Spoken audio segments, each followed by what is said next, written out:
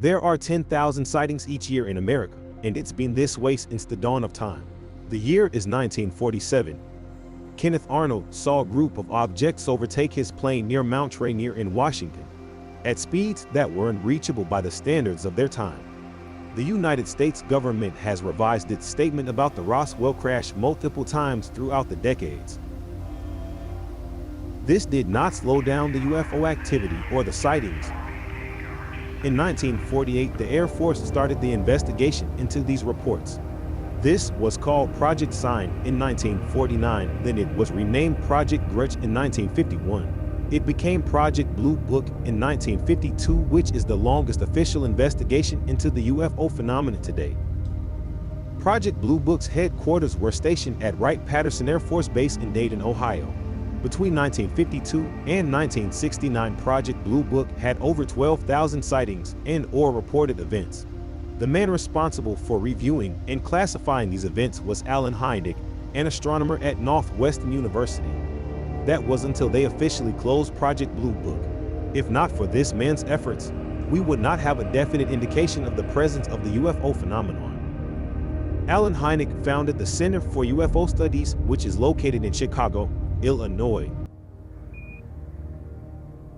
The growing fascination of there being life outside of our own planet is definitely running in the minds of many, and there are also countless individuals who wonder if those life forms from said distant planets wonder the same thing that we do.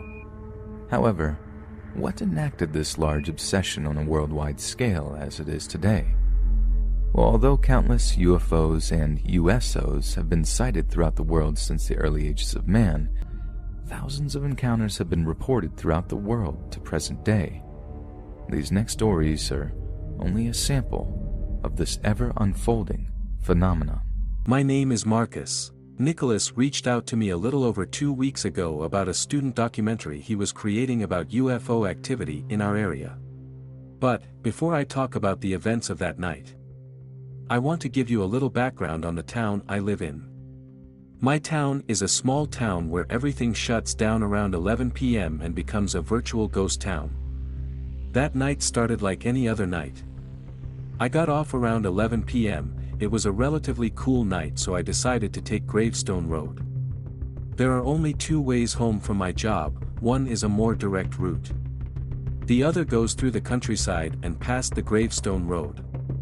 That's when the light on my car started flickering, the car started to act up. There was this intense bright flash of light, then pure darkness. It felt like someone switched the power off. Along with the total darkness, there was no sound. I'm in an area that's surrounded by graveyards and there is just dead silence. I've never heard pure silence outdoors. I got out of the car, that's when I saw it, it was oval and hovering in the sky. It lit up most of the graveyard, then in a blink of an eye it was on top of me. The next thing I remember is I'm sitting in my car in my driveway. I shook it off and went inside. Angela was a mess. I had no idea why. I figured it can't be any later than midnight, but when she told me it was after 3 a.m. There is no way. Thinking back, I don't remember driving home after the flash of light, I just remember sitting in the driveway. A few nights later I was told I started screaming in my sleep. At first, I did not believe her. Until I heard the recordings myself. No!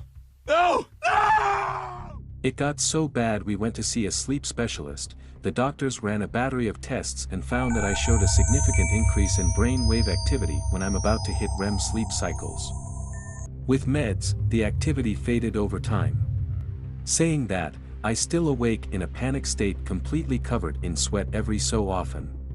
Before my experience, I believe that there is life out there, but I was not a firm believer in aliens. But this experience has straightened my belief in the existence of aliens and UFOs way more than I did before my encounter. Oh my God. Mysterious lights were spotted Thursday night over Brushy Creek and Cat Hollow. Definitely isn't a plane. This video was sent to Fox 7 by Gus McGibbon. Today, a local family says they saw non-human creatures in their backyard. The body cam of a Metro police officer captured a greenish object falling from the sky moments before receiving a 911 call from that family. Drone video shows where that object supposedly landed in the family's front yard. As of now, Metro police still are not saying much, but the family says they saw a government vehicle in the neighborhood days after the encounter. A former military officer is now acting as a whistleblower, saying the government's been covering up evidence of alien spacecraft. David Grush is a former combat officer who worked at the National Reconnaissance Office, specifically investigating UFOs. Says the government not only has remnants of alien spacecraft, he suggests there were also remnants of the aliens themselves.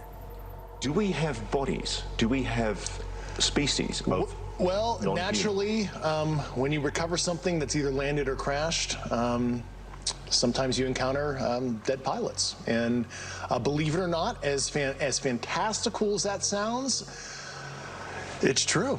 He is a deep insider, and we should listen, and Congress must get to the bottom of these claims. Several members of Congress have said they will investigate, especially because Grush has alleged the government has withheld evidence from them. Those are not aluminum rounds, because aluminum rounds fall. And nobody shoots in a 5-gun section.